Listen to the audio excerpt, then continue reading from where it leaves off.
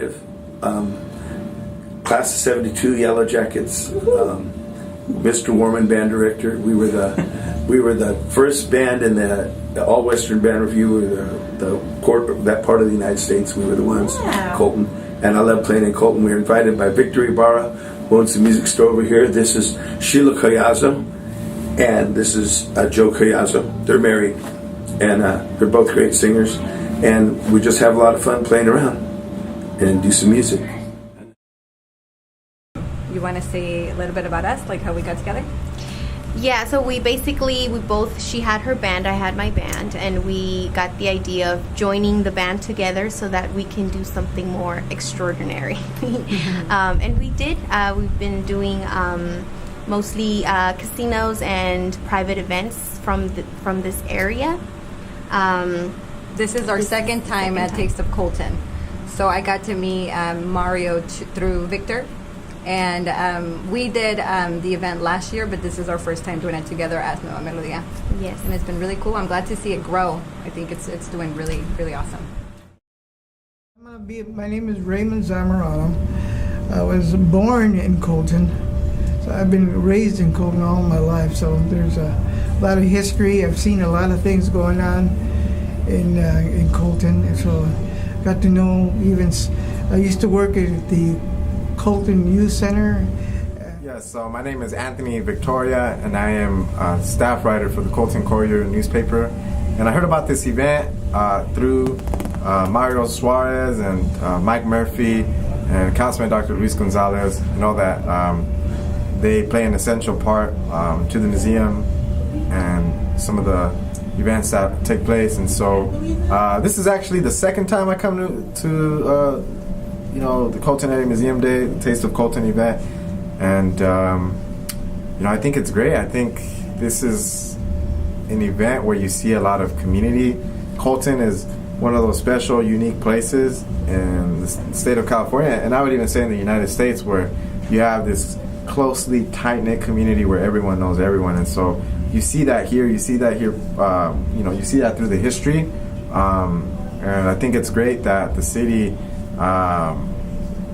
organizes something to ensure that their history isn't forgotten. I'm Dr. G. I'd like to welcome you to the Colton Area Museum. And this is going to be a great day, and you're invited. We just had the Colton Area Museum Day on May the 6th, 2017, and this is our fourth one. Sometimes people have asked me, when did Museum Day begin? Well, we began it in 2014. At that time, I was discovering that there were a few veterans from World War II still living in the area of Colton. I decided to track them down. And as time went on, I interviewed them, got lots of information, very interesting stories, and put them into a book. And then we discussed on how to celebrate this. So we created Museum Day that was centered around World War II veterans living in Colton at the time.